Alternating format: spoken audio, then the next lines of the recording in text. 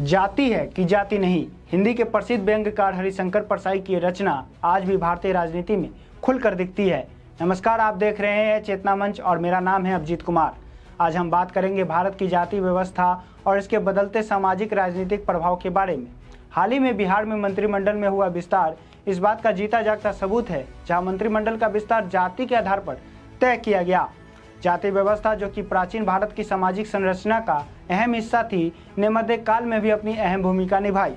हालांकि आधुनिक युग में जातिवाद ने कई बड़े बदलाव देखे, लेकिन इसके प्रभाव को पूरी तरीके से खत्म नहीं किया जा सका। आज़ादी के बाद भारत में लोकतंत्र की स्थापना का उद्देश्य था सभी नागरिकों को समान अवसर मिले, चाहे उनकी जाति कुछ भी हो। हालांकि भारतीय समाज की जड़ें जातिवाद में गहरी थी, जो पहले ब्रिटिश शासन के दौरान कमजोर हुई और फिर स्वतंत्रता संग्राम के दौरान जाति व्यवस्था में कुछ बदलाव देखने को मिले। भारत में सबसे पहले उत्तर प्रदेश में जाति आधारित राजनीति का जोड़ बढ़ा। यहाँ स्वतंत्रता प्राप्ति के बाद विभिन्न जातियों ने खुद को राजनीतिक रूप से संगठित करना शुरू कर दिया। पहले जहाँ उच्च जातियों का दबदबा था, वहाँ धीरे धीरे पिछड़ी और दलित जातियाँ भी सक्रिय राजनीति में भाग लेने लगी।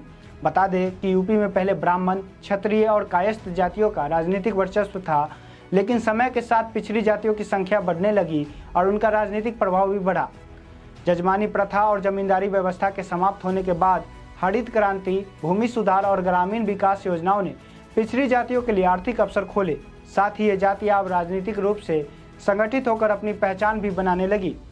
पिछड़ी जातियों के नेताओं ने जैसे राम मनोहर लोहिया और चौधरी चरण सिंह ने इन्हें एकजुट किया और इन्हें राजनीतिक ताकत दी। 1977 में जब गैर कांग्रेसी सरकार बनी तो ये स्पष्ट संकेत था कि जाति आधारित राजनीति अब उत्तर प्रदेश में एक अहम भूमिका निभा रही थी। 1989 में जब मुलायम सिंह यादव ने पहली बार उत्तर प्रदेश के मुख्यमंत्री पद की शपथ ली तो ये राजनीति में पिछड़ी जातियों के वर्चस्व का प्रतीक था। इस समय तक पिछड़ी जातियों के संगठन और राजनीतिक ताकत में निरंतर वृद्धि हो चुकी थी।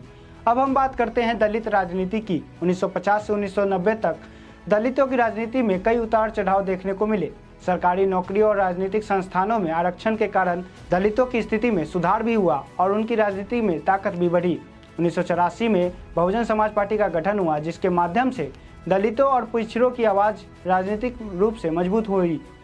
कांशीराम और मायावती के नेतृत्व में दलित राजनीति ने अपनी ताकत दिखाई और 1993 में बसपा ने समाजवादी पार्टी के साथ गठबंधन किया, जिससे उत्तर प्रदेश में एक नया राजनीतिक परिदृश्य सामने आया। इस गठबंधन ने दलितों को राजनीति में महत्वपूर्ण स्थान दिलाया और उच्च जातियों के वर्चस्व को चुनौती दी।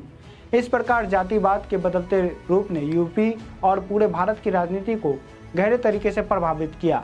आज जातिवाद न केवल उत्तर प्रदेश की राजनीति का एक अहम हिस्सा है, बल्कि पूरे देश में भी जातियों के आधार पर राजनीतिक दल समीकरण बनाते हैं। और ये कहना गलत नहीं होगा कि जातिवाद आज भी भारतीय राजनीति में एक अहम रूप में कायम है।